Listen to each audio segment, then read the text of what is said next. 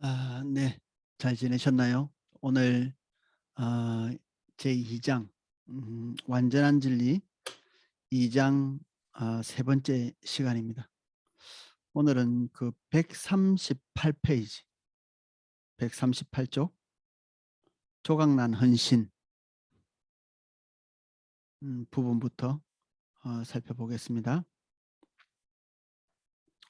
네, 이 조각난 헌신을 이렇게 살펴보면서 저도 이전에 사역을 하기 전에 직장 생활을 이렇게 했었는데, 그 직장 생활을 하면서 저도 나름대로 이제 그리스도인으로서 어떻게 세상에서 또 온전한 모습으로 살아갈까 고민도 많이 하고 책도 읽고, 그 당시에도 우리가 지금 보고 있는 뭐 죄 많은 이 세상으로 충분하지 않다 뭐 이런 어, 소책자 같은 것도 보고, 기독교 문화관, 기독교 어, 철학, 그리고 이런 책들을 조금씩 이제 추천받아서 읽기도 하고 했는데, 뭐 구체적으로 제가 직장에서 제가 하는 일, 뭐 저는 이제 문짝이나 그 가구에 페인트를 칠하는 페인트 공으로 일하기도 하고, 그리고 오토바이 공장에서 뭐 오토바이 브레이크를 만들기도 하고,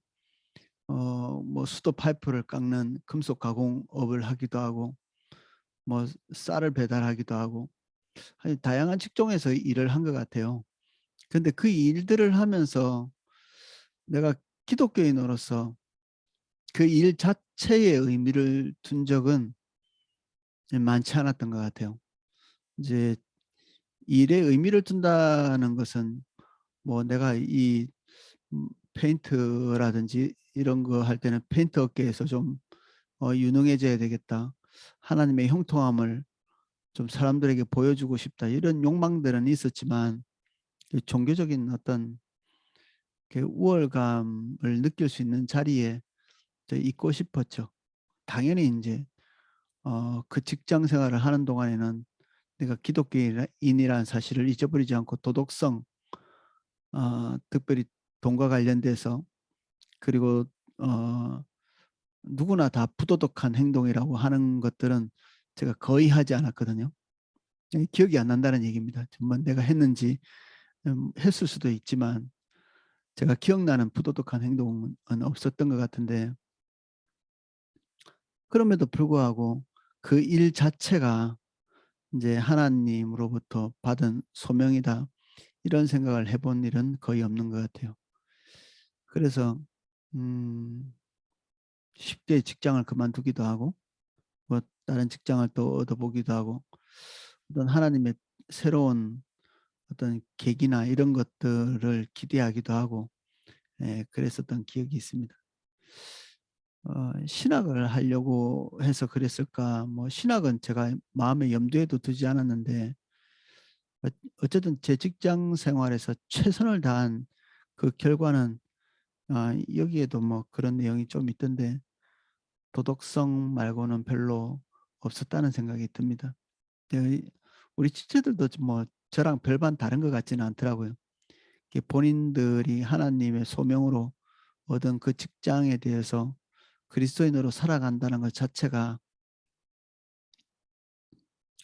뭐 부도덕한 행동들, 윤리적인 부분들, 그런 부분들에 결격 사유가 없도록 잘 이렇게 분투하고, 그리고 전도의 일을 가끔 하기도 하고, 뭐 그 정도지, 우리를 보내신 그 일 자체가 하나님의 일이라는 사실을 생각을 거의 못 해본 것, 그리고 우리 지체들도 못하고 있는 것 같더라고요. 이 조각난 헌신은 그런 모습들을 음, 좀 단적으로 보여주는 통계로부터 시작하고 있습니다. 138쪽 읽겠습니다. 조각난 헌신. 첫 단계는 우리 정신 속에 분열된 의식 구조가 있는지 파악하고 그것이 작동하는 방식을 진단하는 일이다. 우리는 이런 이분법에 너무나 익숙한 나머지 자신의 사고방식 속에 그런 것이 있는지 인식하기조차 어려운 경우가 많다. 이 사실이 내게 개인적으로 크게 와 닿은 계기는 몇 년 전 노스캐롤라이나 대학의 사회학자 크리스천 스미스가 실시한 조사에 관한 보고서를 읽으면서였다. 그 조사 결과 미국 복음주의에 대한 좋은 소식과 나쁜 소식 둘 다 부각시키고 있었다. 좋은 소식은 종교적 생동력에 관한 여러 조사에서 복음주의자가 언제나 최고 점수를 받았다는 점이다. 복음주의자의 경우 신앙에 대한 헌신도가 매우 높고 복음의 언어를 유창하게 말할 수 있다는 것은 분명한 사실이다. 다른 한편 그들에게 다른 주제들, 일, 사업, 정치 같은 영역에 대한 기독교적 세계관을 조리 있게 표현해 보라고 요청하자 별로 할 말이 없었다. 신앙적 관점을 공적 영역에 적합한 언어로 번역할 수 있는 능력이 없었던 것이다. 공적 영역이라는 거 뭐 우리 반복해서 같이 나눴기 때문에 이제 뭐 선명하게 아시겠죠. 우리 사사롭지 않은 직장 생활이라는데 사회생활 그리고 불신자들 만나든지 사람과의 관계 속에서 있을 때 우리의 생각과 태도를 어떻게 할 건가 그런 것들은 이제 공적 영역에서의 우리의 태도나 행동이라고 지금 얘기하고 있는 거죠. 그 조사는 복음주의자와 다른 네 집단, 근본주의자, 주류 개신교인, 자유주의 개신교인, 로마 카톨릭 신자를 서로 비교했다. 거기서 발견된 몇 가지 사실을 살펴보자. 먼저 좋은 소식이다.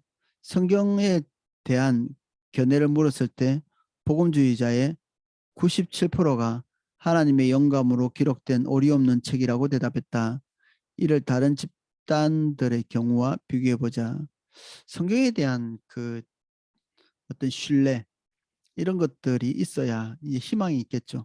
다행히 이러한 것들은 97% 가까이 아주 이게 높았죠. 예수 그리스도를 개인의 주님이자 구원자로 믿고 헌신하는 면에서도 복음주의자가 가장 높은 비율을 차지했다.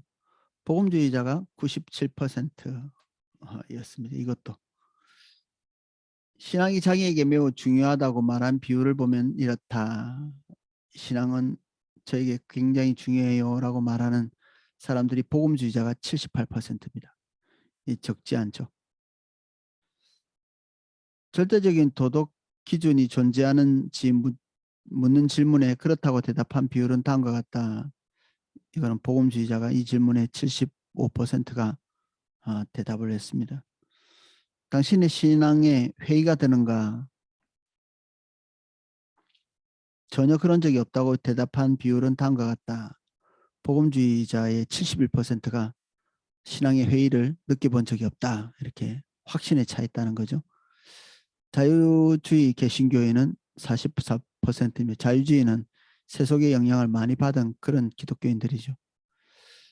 자, 지적 세계의 성경적 세계관을 변화하는 것이 얼마나 중요한가라는 이 책과 가장 연관성이 높은 질문에 대해 매우 중요하다고 대답한 비율은 다음과 같다. 복음주의자는 63%. 이 수치로 볼 때 종교적인 생동력에 관한 여러 조사에서 복음주의가 아주 다양한 것을 알 수 있다. 역사학자와 사회학자들은 현대 세계 기독교가 쇠퇴할 것이라고 예측한 주범들이다. 앞으로 예수님을 믿는 사람들이 점점 줄어들어 갈 것이다. 뭐 이런 예측을 했다는 거죠. 예측한 주범들이다.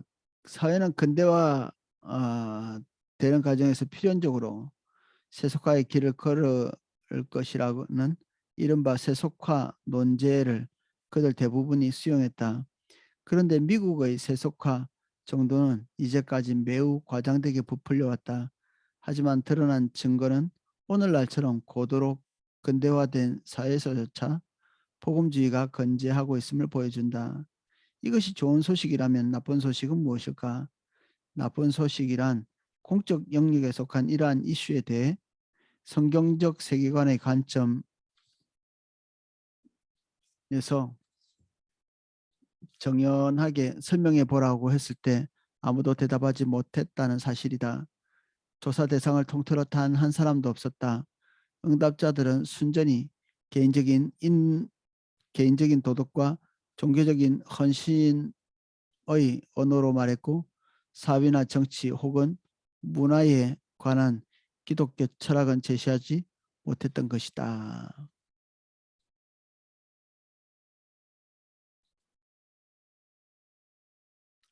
예, 142쪽 다섯 번째 줄입니다. 그들의 응답을 몇 가지만 읽어보아도 이 점을 금세할 수 있다. 보다 광범위한 문화를 변화시키려면 어떻게 해야 할지 그 방법을 물었을 때 한 침례 교인 여성은 이렇게 대답했다. 개인이 그리스도인다운 삶을 산다면 사회에 영향을 줄 것이라고 생각합니다. 일반 사회에 영향을 끼치려면 단지 그리스도가 원하시는 삶을 최선을 다해 살면 됩니다. 은사주의자인 한 그리스도인은 여론조사원에게 이렇게 말했다. 내가 보기에 세계 문제에 대한 해결책은 그리스도인이 되는 것입니다. 그렇지요. 그리스도의 교회에 속한 교인은 이렇게 대답했다. 오직 그리스도를 믿고 그분이 원하시는 대로 최선을 다해 사십시오. 그러면 세상이 변할 것입니다. 이러한 응답들은 물론 상당한 진리를 담고 있다.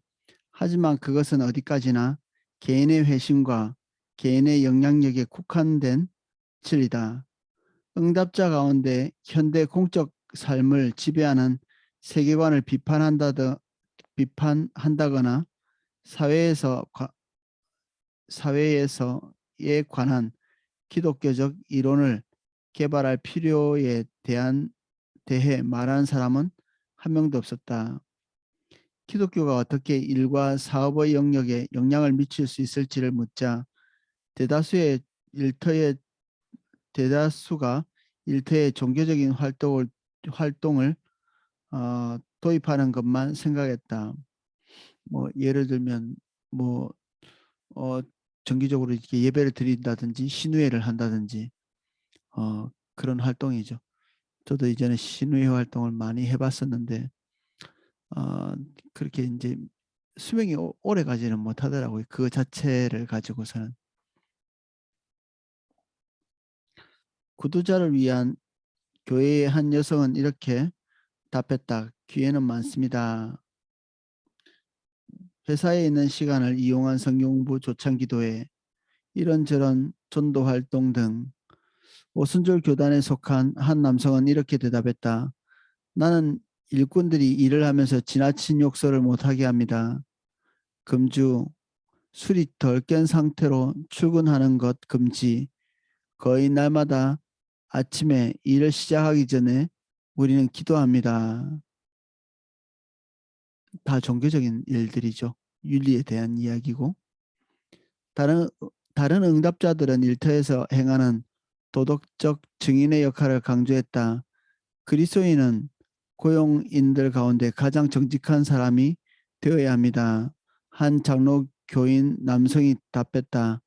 당신이 누군가를 위해 일하는 입장이라면 물건을 훔치거나 점심시간을 10분이라도 초과해서는 안 됩니다.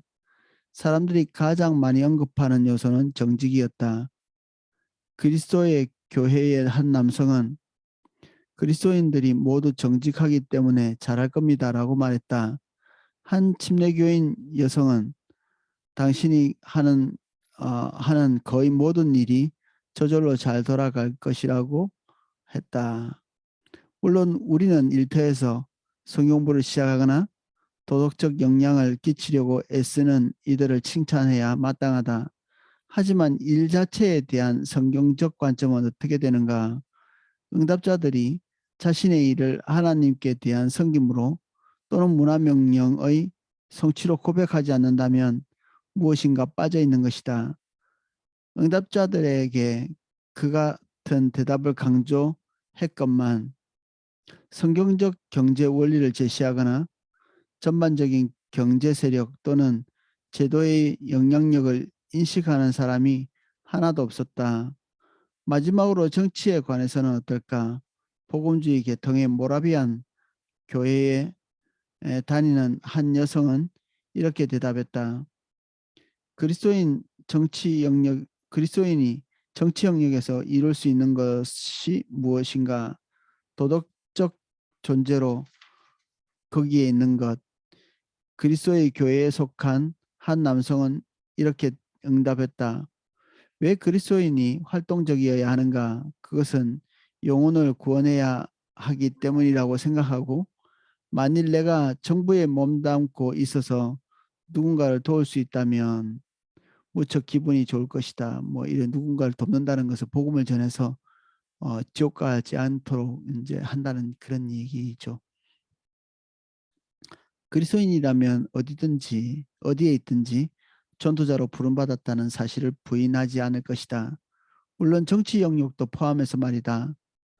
그러나 정치적 직무가 복음을 전하는 연단에 불과한 것은 아니다. 우리는 또한 국가와 정치에 대한 성경적 관점을 실현하도록 부름받은 것이다. 하나님은 어떤 목적을 위해 국가를 창조하셨는데 우리는 그 목적이 무엇인지 물어봐야 한다. 그리스도인은 정의와 공적 유익을 증진시키기 위해 어떻게 일할 수 있을까? 간간히 응답자들이 구체적으로 정치적 쟁점을 거론할 때 흔히 낙태와 동성애를 언급했다. 왜 그런 이슈를 말하는 것일까? 그것은 개인적 도덕의 견지에서 개념화하기 쉬운 것들이기 때문이다. 이와 마찬가지로 사회 문제에 대한 해결책도 거의 예외 없이 개인의 자발적 활동에 입각해 제시했다. 가난한 자, 집 없는 자, 중독자 등을 위한 자선 사업 같은 것들이다. 이런 프로젝트는 가치 있는 활동일지 모르나 어느 것도 사회 문화적 체계를 변혁시키려는 것이 아니고 다만 기존의 체제로 인한 폐해를 일부나마 줄여보려는 것일 뿐이다 라고 스미스는 논평했다. 뭐 모든 상황에 대해서 대단히 수비적인 자세죠. 음, 이 연구조사는 오늘날 복음주의 그리스도인들의 상태를 기막히게 잘 포착했는데 그들의 장점과 단점을 너무나 정확하게 파악했다. 한편으로 그들의 마음은 올바른 자세를 견지하고 있다. 성실하고 진지하며 헌신되어 있다는 말이다. 다른 한편으로 그들의 신앙은 거의 완전히 사유화되어 있다. 통상적으로 개인의 행위, 가치관, 관계 영역에 국한되어 있다는 뜻이다. 그들이 공적 영역에 영향을 미치려고 애쓸 경우에도 그 주요 전략은 기도회와 전도 같은 사적인 영역에서 유입된 활동들이다. 국회의사당에서 일하는 친구의 말을 따르면 정치인과 직원들을 대상으로 하는 기독교인 모임이 여럿 있지만 우리가 사역 범위를 개인의 경건 생활에 국한하고 있다고 한다. 당신은 어떻게 예수님과 동행하고 있습니까? 라는 유의 질문이 그것이다. 정치에 관여하는 그들에게 쟁점 자체에 대해 성경적 관점으로 생각하도록 도전하는 경우는 무척 드물다. 기독교적 정치 철학은 무엇인가? 당신의 신앙적 관점이 오늘 국회에서 처리할 법안 투표에 어떤 영향을 줄 것인가? 이 같은 질문은 거의 제기하지 않는다는 말이다. 우리가 기독교 세계관을 정립하기에 앞서 해야 할 일이 있는데 그것은 우리의 신앙을 일, 사업, 정치 등의 영역에 적용하지 못하게 막는 장애물을 파악하는 것이다. 서구 그리스도인들이 우리 삶 전체를 향한 하나님의 부르심을 왜 놓쳐버렸는지를 우리는 이해할 필요가 있다. 어떻게 해서 우리는 성과 속의 분리에 굴복함으로써 이처럼 공적인 영역에서 힘을 못 쓰는 절름발이 신세가 말았는가? 이러한 파괴적인 사고방식에서 벗어나려면 그것이 어디서 왔는지, 어떤 형태로 있는지, 어떤 형태를 지니고 있는지, 어떤 경로로 우리의 지배적인 사고 유형으로 자리 잡았는지를 이해할 필요가 있다. 사실 기독교가 처음부터 여러 종류의 이원론과 이분법의 공세를 받았음을 이제 알게 될 것이다. 우리가 이원론적인 사고에서 해방되는 유일한 길은 그 문제에 대해 명확한 진단을 내리는 것이다. 아주 이게 날카로운 조사죠. 이 조사한 것을 읽어보니까 저 역시도 뭐 직장에서 우리 교인들이 하나님의 인도를 따라 살기를 기대해서 좀 돕는 차원에서 신유회를 한 6개 정도 돌아봤는데 그 일에 주된 그 활동들이 어, 믿지 않는 사람들을 복음으로 인도한다든지 또는 믿는 사람들이 어떤 신앙적인 부분들을 이제 고무하고 기도하고 저 같은 경우에는 하나님을 경험하는 삶 뭐 이런 책들을 같이 공부하면서 개인이 하나님의 인도하심을 경험하도록 직장에서조차도 그렇게 하기를 기대하는 뭐 그 정도 수준에서 신뢰를 인도해 왔던 것 같고 그것이 이제 한 1년, 2년 전에 이제 어느 정도 중단이 됐는데 저도 이게 뛰어넘지 못한 벽 같은 걸 느낀 것 같아요. 여기서 말하고 있는 그 우리 그리스도인 안에 성속의 구분의 그 벽, 그 자체를 넘어가려는 시도 자체를 해보지 못했던 것 같습니다. 네, 기독교의 정신분열 현상 146쪽입니다. 그 진단을 내리려면 초대교회 시절로 돌아가 초대교회와 헬라 사상과의 만남을 살펴보아야 한다. 초기의 신자들이 처한 상황을 한번 상상해보자. 든든한 기반의 언어 문학, 문화, 도시 제도를 갖춘 이질적인 문화에 둘러싸여 여러 공세에 시달리던 소규모 집단에 불과한 시절이었다. 그것도 가장 강력하고 풍부한 지적 정통을 가진 헬라 철학에 직면한 상황을 생각해보라. 초대교회가 당대의 고도로 발달한 철학에 대항해서 예수의 부활을 믿는 믿음을 어떻게 변호했겠는가. 알다시피 호메로스, 소크라테스, 플라톤, 아리스토텔레스와 같은 고전 사상가들은 선한 것을 많이 가르쳤다. 이 소크라테스의 제자가 플라톤이고 플라톤의 제자는 아리스토텔레스죠. 이렇게 그 학문의 연계성이 있습니다. 이 플라톤이 이제 우리가 기독교 안에서 제일 영향을 많이 이렇게 받았다고 하는 사람이죠. 그 이데아에 대한 그 아이디어도 또 구체화된 게 이 플라톤이고 우리가 알고 있는 그 기독교와 가장 유사한 가치를 이렇게 형상화한 게 플라톤이기 때문에 좀 우리 다른 철학자들보다 플라톤을 더 많이 이제 여기에서는 다룹니다. 그들은 우주의 합리적 질서를 강조했는데 그것은 훗날 근대 과학 발달에 중요한 영감을 주었다. 그들은 당시의 유물론자와 쾌락주의자들에 맞서 진선미의 영원한 이상을 주창했다. 진선미. 이게 뭐 유물론자하고 무슨 상관이 있는가 뭐 그런 생각을 하실 수도 있는데 그 플라톤은 그 인간의 영혼을 세 개로 이렇게 구분했습니다. 이 머리로 상징하는 이 진리를 추구하는 이게 이성으로 대표되는 것입니다.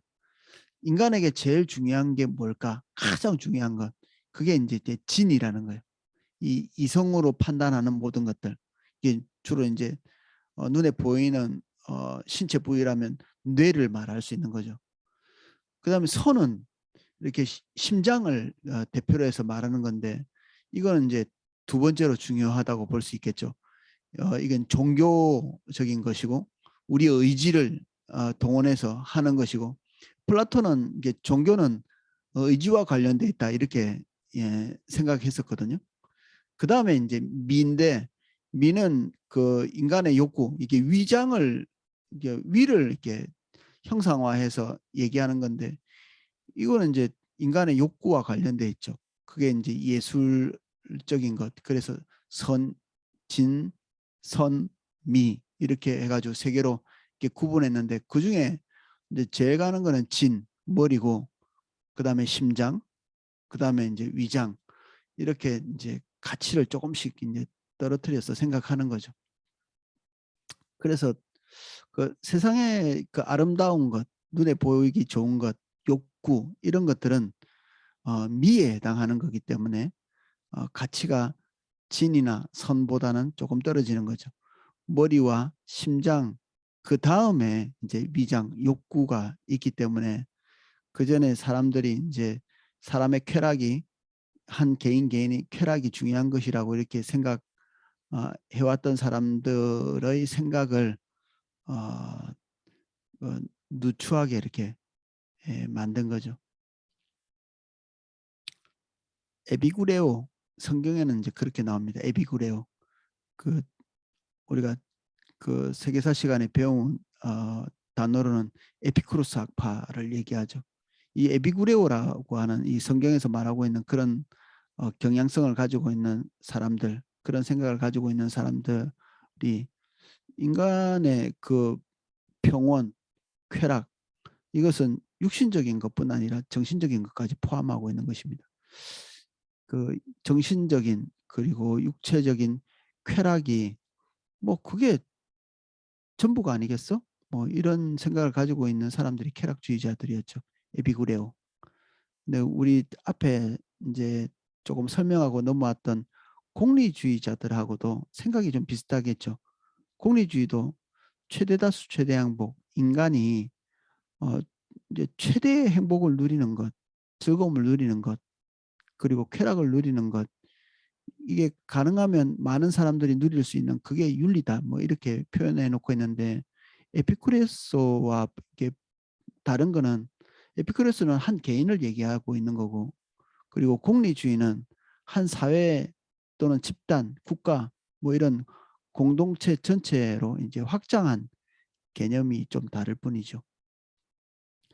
어쨌든 이 그 육신적인 것, 감각적인 것, 이런 것들을 추구하던 철학자들과 대립각을 세우면서 눈에 보이지 않는 것, 그리고 뭔가 이렇게 이상적인 것, 그리고 감각적인 것 이면에 더욱 가치 있는 것이 있을 거라고 이렇게 말하는 게 이제 플라톤이었죠. 우리랑 약간 비슷한 느낌을 주지 않나요?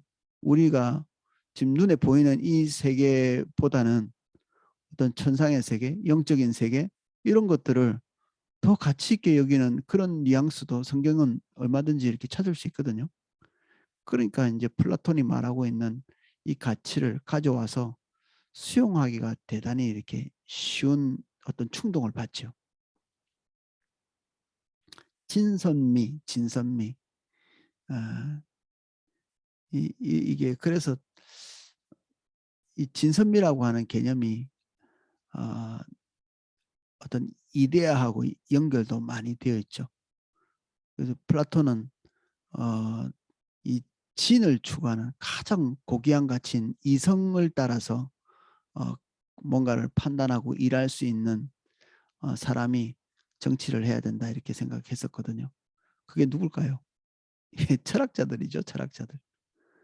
본인 같은 철학자들이 그런 일을 해야 된다. 종교인이나 그 이렇게 군사를 움직이는 그 병사들, 이거는 이제 의지와 용기 뭐 이런 것들을 상징하는 심장인데, 그것보다는 조금 질이 떨어지는 선에 해당하는 사람들이고, 일반 노동자 노예들 뭐 이 생산 직업 이런 것들은 진선 미에 해당되는 사람들이다.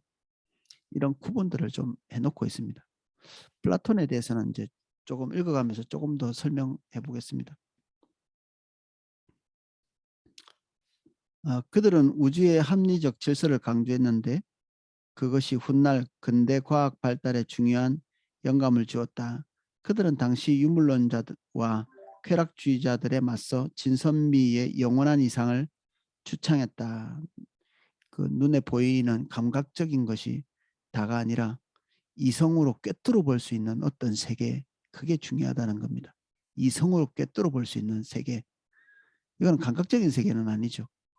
이게 뭐 제가 이 컵 이렇게 있는데 이 컵을 이게 제가 이렇게 만지고 마시면 이 컵에 있는 물이 시원하다는 것을 아는 것, 이게 이제 감각이죠, 감각. 그런데 이 물에 대한 어, 어떤 생각, 그리고 이 물에 대한 본질, 이런 것들을 사고할 수 있는 것, 이거는 이제 이 머리가 하는 거고 이성이 하는 거고 그런 거죠. 플라톤은 이것에 대해서 이제 구분을 해놓고 있습니다. 영원한 이상을 주창했다. 지식이란 사회적 관습에 불과한 것이 아니라 객관성을 지닌다고 주장했다. 사회적 관습, 어디서 많이 들어봤죠? 공리주의에서 말하고 있는 거하고 비슷하고, 에피쿠로스 학파들이 얘기하고 있는 감각적인 세계, 눈에 보이는 가시적인 세계, 이 현실의 세계를 얘기하는 겁니다. 현실의 세계. 이게 가치 있다고 말하는 건가요? 가치가 좀 떨어진다고 얘기하는 건가요? 가치가 좀 떨어지는 것으로 이해합니다. 이것에 대한 더 어떤 구체화된 비유가 동굴의 비유라는 것이 있습니다. 조금 이따 한번 설명해 보겠습니다. 플라톤은 심지어 자연계 안에 있는 목표지향적인 질서에 기초한 설계로부터 논증을 펴기도 했다. 기독교 사상가들은 이런 사상이 아주 우호적임을 발견하게 되었고 그 결과로 그들의 성경적 신앙에 철학적 옷을 입히는데 고전 철학의 여러 도구를 지적 도구로 채택하기 시작했다. 그러나 헬라 사상가들은 이방인이었고 그들의 교리 중 많은 부분이 성경의 진리와 양립할 수 없었다. 우리는 고전 사상을 종합적으로 살펴보는 대신 문제가 되었던 몇 가지 요소에 초점을 맞출까 한다. 공정하게 말하면 교회 교부들이 헬라 사상의 양호한 부분을 흡수하지 않을 수 없었다고 할 수 있다. 당시의 지식 사회를 상대하려 할 때 그들이 사용할 수 있는 개념적 언어는 사실상 그것밖에 없었다. 온 세계가 다 헬라 철학을 하고 있었고 헬라적인 가치관을 가지고 있었고 그런 개념을 가지고 있는 사람들에게 복음에 대해서 설명하려면 그들이 가지고 있는 데서부터 출발할 수밖에 없는 거 아니겠어요? 완전히 뭐 그냥 얼토당토하는 세계의 것들을 설명하는 것처럼 보이지 않으려면 그들이 가지고 있는 지식을 기반으로 해서 설명해서 복음을 전달할 수밖에 없었을 것 같기도 하죠.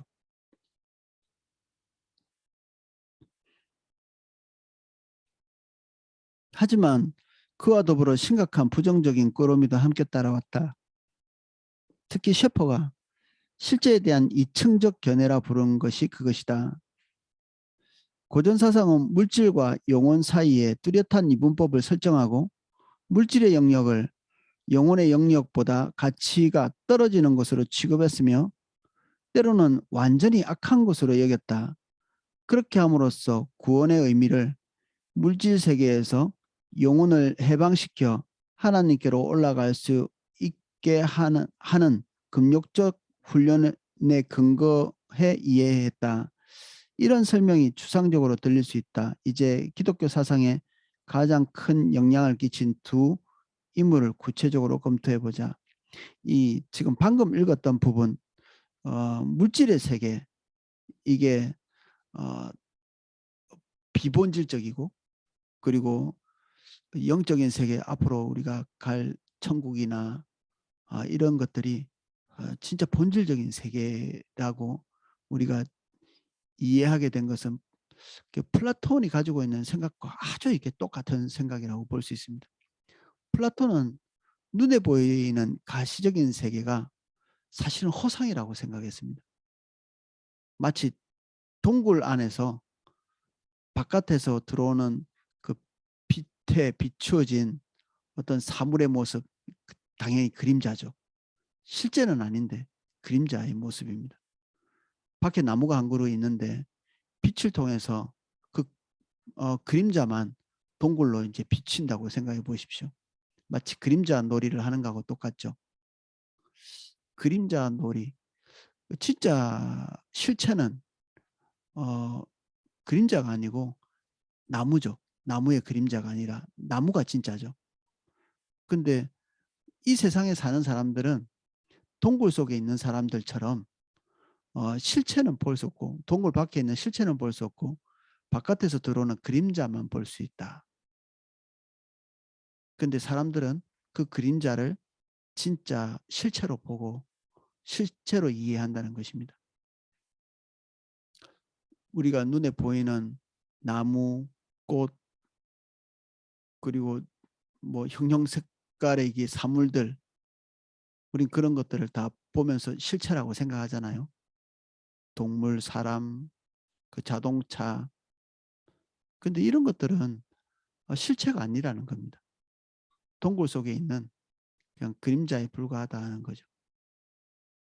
실체는 우리가 어떻게 해서든지 동굴 밖으로 나갈 때 그 실체가 있는데 그 동굴 밖이 이데아라는 것입니다.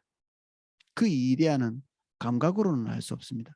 눈으로 보거나 냄새 맡거나 맛을 보거나 촉각으로 더듬거나 귀로 듣거나 이런 현실 세계에서 감각으로 이해할 수 있는 세계가 아니다.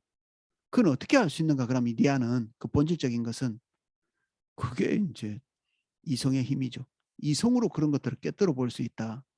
그래서 이데아는 인간의 이성으로 꿰뚫어 볼 수 있는 고차원적인 어떤 영역의 세계라는 것입니다. 꽃이 아름답죠.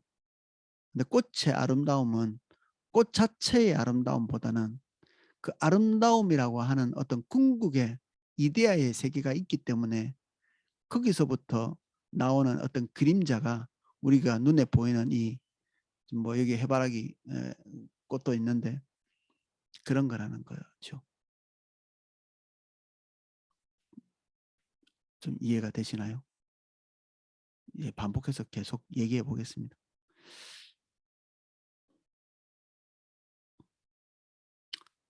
플라톤이 중요한 이유. 방금 묘사한 이 원론은 플라톤의 사상에서 특히 강하게 드러난다. 그는 중세에 이르기까지 기독교 사상들에게 어느 누구보다 심대한 영향을 끼친 철학자다. 플라톤은 모든 것이 진료와 형상으로 구성되어 있다고 가르쳤으며 원재료는 이성적인 생각에 의해 질서가 부여된다고 보았다. 조각상 하나를 생각해 보자. 그것은 대리석으로 된 것으로 예술가의 생각에 담긴 설계나 청사진에 따라 아름다운 모습으로 빚어진 것이다. 진료 자체는 무질서하고 혼란한 것으로 간주되었고 형상은 질서와 조화를 가져오는 이성적이고 선한 것이었다. 지금 이 여기 컵이 잘 안 보이시죠? 예, 뭔가 좀 잘 보이는 이 컵 받침대가 이렇게 있습니다. 이 컵 받침대가 예쁘죠? 이 컵 받침대가 뭐 대나무로 만들어진 건데 이 대나무 조각들을 붙여가지고 이 컵 받침대를 만든 건데 이 대나무 조각 하나하나는 아름다운가요? 뭐 아름다울 수는 있겠죠. 근데 아름답지 않다 이렇게 생각하시면 이해가 더 쉽습니다. 근데 이렇게 그 얼기설기 이렇게 어, 조각조각을 어떤 질서에 따라서 이렇게 맞추어서 이런 네모난 모양으로 만들 때 이게 아름다움이 드러나죠. 원래는 이 재료가 아름답지 않았는데 이것을 이런 구조로 만들면서 아름다움이 드러난 거죠. 이 아름다움은 그러면 어디서 왔나요? 우리 이성에서 온 거죠. 우리 안에 아름다움이라고 하는 어떤 그 형상이 있고 이 진료에 그것을 나타낸 것입니다.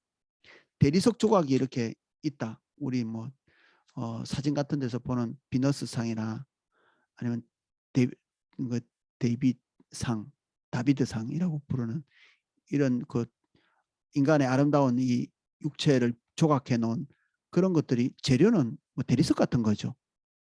그 대리석에다가 사람이 상상하고 있는 그 아름다운 인간의 신체를 이렇게 조각을 했을 때 아름답지 않은 돌멩이가 아름답다고 여겨지는 것이 되는 거예요. 그러면 돌멩이가 아름답지 않았는데 그 돌멩이에다가 아름다움을 느낄 수 있도록 모든 사람이 볼 때 아름답군 이렇게 느낄 수 있도록 뭔가 이게 미적인 요소를 부여한 거죠. 이 미는 어디서부터 왔는가? 이것이 인간의 이성, 어떻게 좀 더 궁극적으로 가면 그 이데아, 어떤 본질적인 부분, 미라고 하는 추상적이고 본질적인 부분들이 있다는 겁니다. 그래서 중요한 것은 이 돌덩어리가 아니고 이 본질적인 이 미라고 하는 눈에 보이지 않는 어떤 것, 이것이 더 중요하다는 얘기죠. 설명할수록 더 어려워질 수도 있을 것 같은데 뭐 계속 듣다 보면 쉬운 느낌이 들 수도 있습니다. 오늘날 우리에게는 이상하게 들릴지 모르지만 사실 순수한 형상의 영역이 물질 세계보다 더 실제적인 것으로 여겨졌다. 어떤 그 아직 나타나지 않은 어떤 실체, 그것이 더 본질적인 것이죠. 무용 같은 거 아이들이 크리스마스 이런 때 나와서 무용하고 막 이렇게 하는 것 귀여워서 어쩔 줄 모르죠. 원래 아이가 귀여운가요? 그 무용을 통해 가지고 그 아이의 귀여움이 드러나는 거죠. 그리고 뭐 김연아가 이렇게 피겨 스케이팅을 할 때 사람들이 다 아름답다 이렇게 느끼잖아요. 근데 그 피겨 스케이팅을 이렇게 짜고 구성하고 안무하고 그 음악과 조화롭게 만드는 이 실체, 아름다움을 느끼는 그 실체는 과거에서는 그것이 눈에 나타나기 전에 어딘가에 있었다는 거죠. 그게 더 실제적인 것으로 여겨졌다. 더 실제적인 것. 연보아, 레알 이렇게 써놨네요. 플라톤은 강력한 회화적 언어로 이것을 표현했는데 일상적 경험의 세계, 우리가 눈에 보이는 것들입니다. 다 일상적인 것, 아주 상식적인 세계, 경험의 세계란 동굴 벽 위에서 일어나는 그림자 놀이에 불과하다고 시사한 것이다. 이게 약간 불교적인 거하고 동양 철학하고도 좀 맞아떨어지는 그런 감이 있죠. 그 우리 좀 연세 드신 분들이라 영화를 많이 안 보실 수도 있는데 그 옛날에 매트릭스라는 영화가 있습니다. 우리가 일상적으로 살아가는 이런 일상이 실제로 보니까 진짜 일상이 아니고 이게 컴퓨터 프로그램이었다는 거죠. 가상현실이었다는 겁니다. 진짜 깨어보니까 모든 전 세계의 인류가 다 이게 머리에다가 그 칩을 하나씩 꽂고 그런 가상 프로그램에 의해서 그냥 돌아가는 세계에 있었다는 거죠. 그래서 거기에서 빠져나올 때 진짜 실체의 모습을 보게 되는 뭐 그런 영화도 있습니다. 우리가 사는 세상이 실체처럼 보이시나요? 아니면 이거 허상일까? 허상인 것 같이 이렇게 느껴지시나요? 사, 어, 플라톤은 우리가 살고 있는 이 땅의 삶이 허상이라고 이렇게 본인도 생각하고 사람들에게도 그렇게 말하고 가르치고 했죠.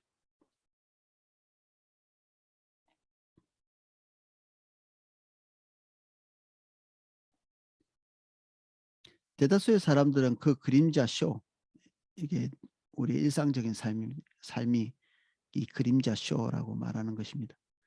그림자 쇼에 사로잡혀 그것을 실제로 착각한다고 그는 말했다. 그러나 철학자는 그 동굴을 탈출해 진선미를 정점으로 하는 비물질적인 형상의 참 세계를 발견하는 개화된 존재라고 한다. 철학자들은 이성으로 이 아까 머리로 표현했다고 했잖아요. 이 이성으로 쫙 이 이데아의 세계를 이게 통찰한다는 겁니다. 이게. 음.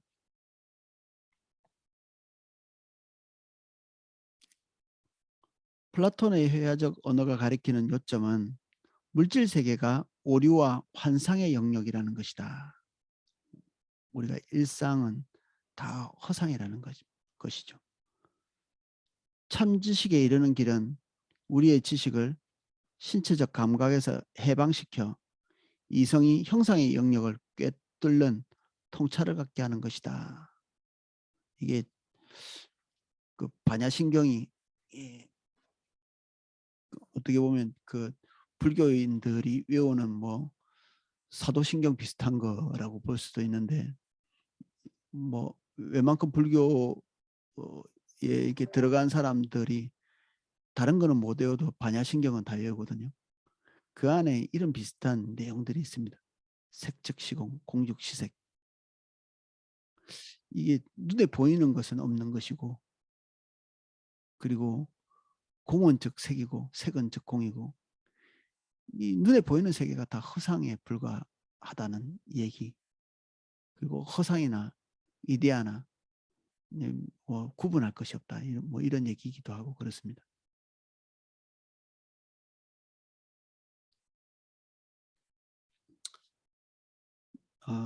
148쪽 제일 밑에 블럭입니다. 왜 플라톤은 물질 세계를 열등한 것으로 보았을까? 제1장의 수학에 관한 논의에서 보았듯이 플라톤은 진료를 영원 전부터 선재하는 것으로 여겼다. 창조자의 역할은 거기에다 이성적 형상을 부여하는 것에 불과했다. 이제 우리는 물질을 영원한 것으로 보지 않죠. 플라톤은 이 물질을 영원 전부터 존재한 것으로 보았습니다. 그러니까 어떻게 보면 이 무신론의 재료를 공급한 거라고 볼 수 있겠죠. 물질이 영원 전부터 있었기 때문에. 그런데 물질의 선재성은 그것이 창조자가 통제할 수 없는 독자적 속성을 지녔음을 의미했다. 그 결과 신이 물질로 하여금 형상을 지니도록 강요하는 면에서 완전히 성공할 수 없었던 것이다. 가장 근원적으로 존재했던 것이 물질이기 때문에 신보다도 더 먼저 존재하는 게 물질이죠. 이게 우리가 기독교에서 말하는 하나님께서 세상을 창조하신 이 진료들, 물질의 세계를 무에서부터 유로 창조하신 이런 개념이 아니고 여기는 물질이 영원 전부터 존재했다는 것이죠. 플라톤은 그런 이해를 가지고 있었습니다. 그래서 이 세상에는 언제나 어느 정도의 혼돈과 무질서, 비합리성이 있을 수밖에 없다. 본질적으로 플라톤은 세계의 이중적 기원을 제시하고 있었던 셈이다. 형상과 진료는 둘 다 영원하다. 다시 말해 형상은 이성과 합리성을 상징하는 반면 형상이 없는 진료의 영원한 흐름은 본래 악하고 혼란스러운 것이다. 이 진료는 그 이성이 통찰할 수 있는 이데아에서 온 어떤 형상이 덧입혀져야 질서를 가지게 된다는 그런 뭐 얘기입니다. 기원에 대한 이러한 이중적 견해는 실제에 대한 이층적 견해를 낳았는데 상층부에는 형상이, 하층부에는 진료가 자리 잡고 있다. 뭐 아래에 뭐 말은 어렵게 이렇게 해놨지만 실제로 뭐 어려운 것도 아닙니다. 진료와 형상, 진료는 뭐 눈에 보이는 뭐 그런 것들 말하는 거고 형상은 아까 뭐 계속 반복하고 있는 이데아적인 것, 뭐 그런 얘기를 하고 있는 것입니다. 성경의 관점에서 보면 플라톤의 원론의 문제는 혼돈과 악의 근원을 하나님의 창조 세계의 일부와 동일시했다는 점이다. 이른바 물질이라는 것이다. 창조 세계가 두 부분으로 나뉘어졌는데 영적인 부분과 물질적인 부분이 그것이다. 이는 성경적 세계관과 분명히 대치되는 것이다. 성경은 영원 전부터 하나님을 대적하는 존재란 존재하지 않는다고 가르치기 때문이다. 하나님을 대적하는 악이 존재했나요? 이게 조로아스토교에서 나온 겁니다. 이게 원래 그 선의 신, 악의 신, 이 서로 대립하면서 이 세상이 균형을 맞춰간다. 뭐 이딴 식의 생각들을 하고 있죠. 조로아스토교도 그 근원적인 또 신이 또 있습니다. 선의 신과 악의 신을 만들어낸 근원적인 신에 대한 개념이 있죠. 근데 하나님밖에 없으셨습니다. 성경에는 그렇게 얘기하고 있습니다. 사단조차도 그 뭐 악의 신은 아닙니다. 그 어거스틴이 말하고 있는 그 사단의 출현은 하나님의 선한 것이 결핍된 존재로 이해하고 있습니다. 우리는 어떻게 하면 악해지나요? 하나님이 우리 안에서 선을 계속해서 공급해 주시는 것이 단절될 때 우리는 악해진다. 뭐 이렇게 생각할 수 있잖아요. 모든 천사도 마찬가지고. 하나님의 결핍. 그분은 영원한 선이시기 때문에 그분과 단절되는 것이 악해지는 것이죠. 밑에서 세 번째 줄. 성경은 영원전부터 하나님을 대적하는 존재란 존재하지 않는다고 가르치기 때문이다. 물질은 하나님의 능력을 저지할 수 있는 힘을 가진 독자적 속성을 지닌 선재하는 어떤 것이 아니다. 하나님께서 그것을 창조하셨고 따라서 그것은 그분의 절대적 통제권 아래 있다. 이것이 무로부터의 창조 교리가 지닌 실질적인 의미였다. 플라톤이랑 다르죠. 물질 세계가 영원 전부터 선재했다고 믿는 플라톤의 이데아 사상과 하나님께서 무에서부터 유를 창조하실 때 물질의 세계가 탄생했다고 하는 이 성경적 관점이 같지 않죠. 그 어떤 것도 하나님으로부터 자유로운 독자성을 갖고 있지 않을 뿐더러 모든 것이 그분에게서 왔으며 그분에게 종속되어 있다는 것이다. 우리가 보고 있는 피조 세계 어떤 것도 독자적으로 존재하지 않습니다. 다 하나님 때문에 하나님에게서 나온 것이죠. 그 어떤 것도 객관화된 어떤 존재가 없고 하나님 없이 존재하는 것이 없습니다. 150쪽 두 번째 블록. 그러므로 그리스도인들의 생각과는 반대로 성경은 물질 세계를 본래 선한 것으로 그리고 있다. 하나님이 선하시기 때문에 물질 세계가 선하죠. 하나님이 선하신 때 그곳에서 악한 것이 나오지 않겠죠. 독자적으로 존재해서는 모를까. 독자적으로 존재하지 않았기 때문에 그것은 하나님에 의해 창조되었으므로 그분의 선한 성품을 반영한다.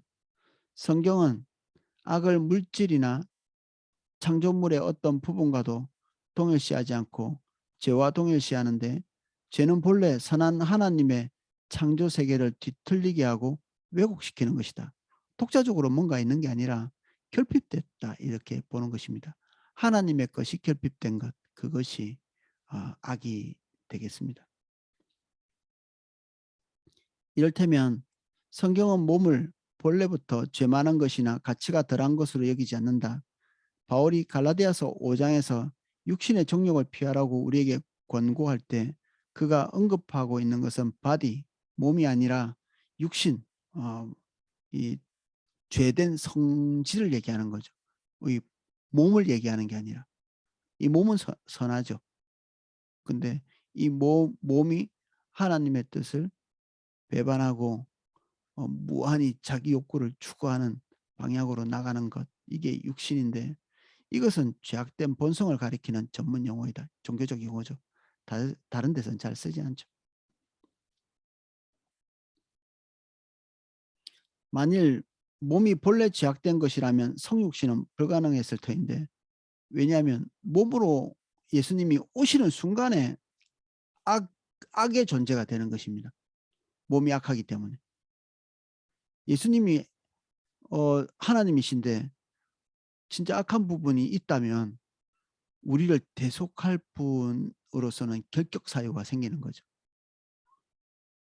그분이 육신으로 오셔도 육신 자체가 악하지 않기 때문에 그분은 계속 그분의 선을 유지하실 수 있는 거죠.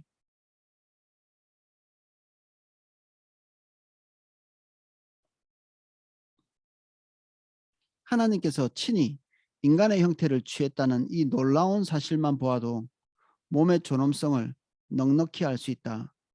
그리스도인들의 주장 가운데 헬라 사상가들에게 가장 충격적이었던 것은 하나님께서 역사적 인간 곧 눈으로 보고 귀로 듣고 손으로 만질 수 있는 사람이 되었다는 주장이다.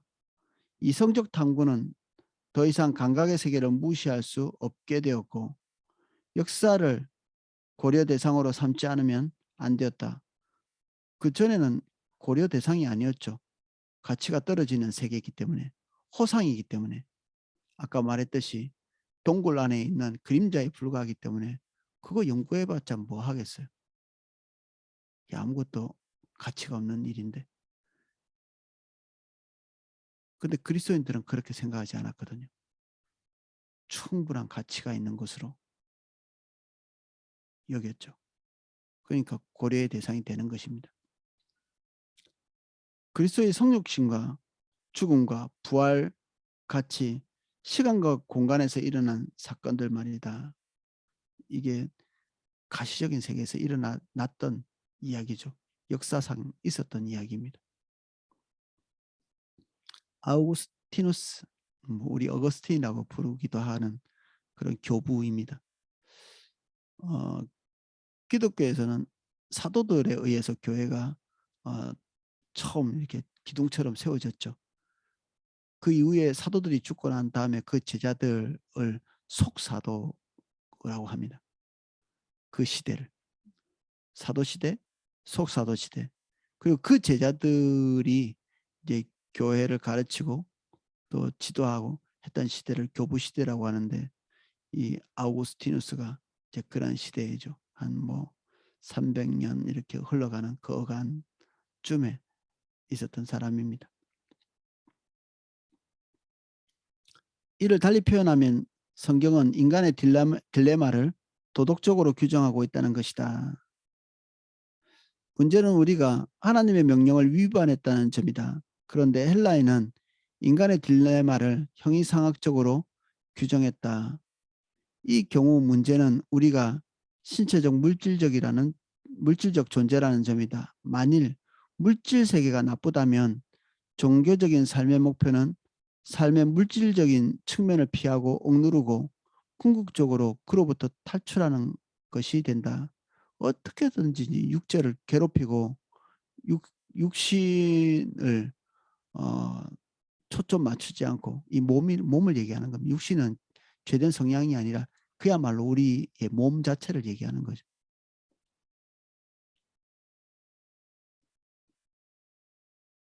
육체 노동은 기도와 명상보다 덜 가치 있는 것으로 간주되었다. 육신으로 하는 거니까 그렇습니다. 결혼과 성은 금욕보다 열등한 것으로 배격되었다. 결혼과 성은 가시적인 세계죠. 그리고 감각과 관련되어 있는 일이기도 합니다. 그러니까 금욕은 그것을 반하는 거기 때문에 더 가치 있는 것으로 여겼던 거죠. 일반적인 사회생활은 은둔처와 수도원에서의 삶보다 낮은 차원에 속했다. 가시적인 세계이기 때문에 그렇죠. 영적인 삶의 목표는 정신을 몸과 감각의 악한 세계에서 해방시켜 하나님께로 올라갈 수 있게 하는 것이었다. 귀에 익은 이야기가 아닌가? 이는 교부들의 영성과 중세의 영성의 상당 부분을 묘사하는 말이다. 진정으로 헌신한 그리스도인은 일상적인 일과 가정 생활을 버리고 기도와 묵상의 삶을 살고자 수도원으로 들어갔다. 그리스도인의 소명은 일상의 삶과 공동체로부터 분리되는 것으로 이해되었던 것이다. 그래서 과거에는 가진 것을 다 팔아. 이게 일상을 영위할 수 있는 것이 소유잖아요. 이 소유를 다 팔고 어떤 수도사의 삶을 사는 그것들은 이제 가장 이상적인 것으로 본 거죠.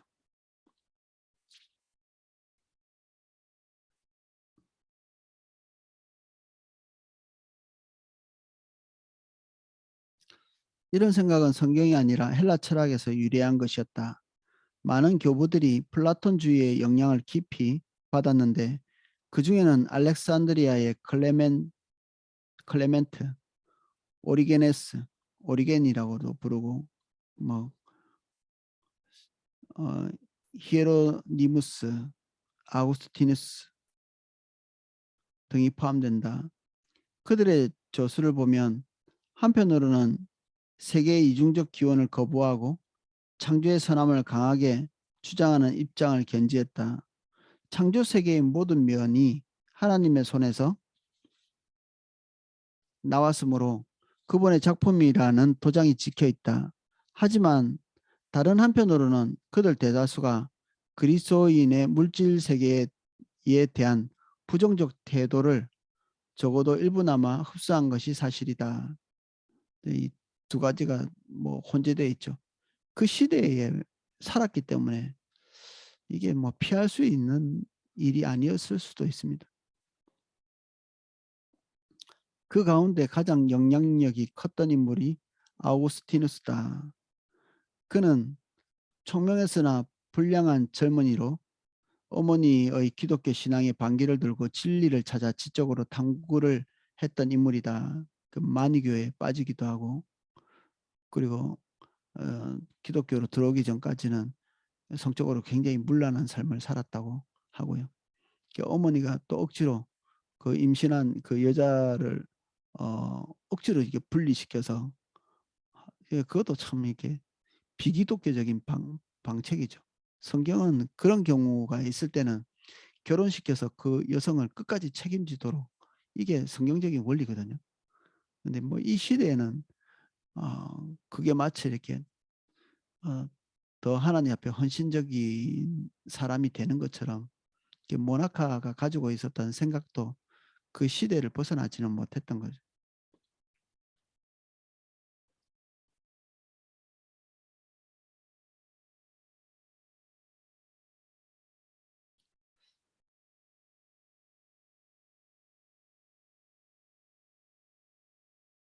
처음에는 마니교의 매력을 느꼈다. 마니교는 두 신을 믿는데 하나는 선하고 하나는 악한 신이다. 마니교의 출처도 조로아스터교입니다. 예, 이게 훨씬 더 고대의 종교를 그대로 다 답습한 거라고 볼 수 있습니다. 나중에 그런 플라톤주의자가 되었다가 결국 기독교로 회심했다. 물론 그렇다고 플라톤주의의 모든 요소를 포기한 것은 아니었다. 가장 중요한 점은 그가 이중적 창조 개념을 각색한 입장을 견지한 것이다. 그 내용은 하나님이 먼저 지적인 이해가 가능한 플라톤식의 형상을 만들었고 나중에 그 형상들을 본떠서 물질 세계를 만들었다는 것이다. 이처럼 각색된 이원론은 실로 파괴적인 영향을 끼쳤다. 아구스티누스가 명시적으로 창조의 선함을 단언했음에도 불구하고 그 이중적 창조 개념은 자기가 말한 바를 깎아내리고 이층 구조를 초래하는 결과를 가져왔다. 즉 비물질적 세계가 상층부의 역할을 하고 하층부에는 그보다 열등한 물질 창조 세계가 자리 잡고 있는 것이다. 신작 콜린 컨트는 이렇게 말한다. 창조된 질서의 선함과 실제성에 대한 그의 단언에도 불구하고 감각의 세계는 그에게 지적인 세계보다 분명히 열등한 것이었다. 그의 저술에서 플라톤식 이원론이 거론되지 않은 채 논의가 진행된 적이 없을 정도다. 창조 세계에 대한 이 같은 이원론적 견해는 자연히 그리스도인의 삶에 대한 이원론적 견해를 낳았다. 아우구스티누스는 근육주의 윤리를 포용하게 되었는데 그것은 물질적 세계와 신체적인 기능이 본래부터 열등하고 죄의 원인이 된다는 가정에 기초하고 있었다. 보다 높은 영적 생활에 도달하는 길은 신체적 욕구를 거부하고 끊는 것이다. 세상에서의 일상적인 일은 수도원에 운둔하면서 기도와 묵상을 영위하는 관상적인 삶보다 열등하다고 생각했다. 또한 결혼을 독신보다 열등한 것으로 여겼으며 심지어 결혼한 성직자에게 아내와 같이 살지 말라고 권할 정도였다. 그래서 제가 어, 하나님의 도성이라는 책을 읽어봤는데 그 책에 결혼에 대해서 부정적인 입장이면서도 동시에 그렇기 때문에 성적인 충동, 이 성적인 충동이 없으면 성관계를 가질 수가 없잖아요. 그 어거스틴은 뭐 이렇게 얘기합니다. 원래 인간이 처음 만들어졌을 때는 성적인 충동이 없이 성관계를 가질 수 있었다 이렇게 설명합니다. 아주 이제 고상한 생각, 충동 없이 완전히 경건한 어떤 이데아적인 생각을 가지면서 그 생산의 목적으로서만 이렇게 여성을 접촉하는 쾌락의 요소라든지 교제의 요소 그리고 육신적인 어떤 그 성적인 만족감에 대한 이런 것들은 아주 이렇게 죄악시 여겨서 타락 전에는 그런 것이 없었다고 이렇게 얘기하고 있습니다. 네, 재밌죠. 부분적으로 아우구스티누스가 교회 역사에서 차지하는 비중이 너무나 컸기 때문에 일종의 기독교화된 플라톤주의가 중세를 가로질러 줄곧 신학자들 사이에 공용어처럼 자리 잡았다. 그 사상은 보에티우스, 존 스코투스, 에리게나, 안셀무스, 보나벤투라 등의 저술을 줄줄이 엮어내는 유별난 실과 같으며 아리스토텔레스의 저작들이 유럽에 다시 소개되는 13세기에 이르기까지 전혀 도전을 받지 않았다. 예, 여기까지 동영상을 마무리 일단 하겠습니다. 153페이지 아리스토텔레스와 아퀴나스, 토마스 아퀴나스를 얘기하는데 이것은 다음 동영상에서 같이 낭독하고 좀 이렇게 설명을 해보도록 하겠습니다. 들어주셔서 감사합니다.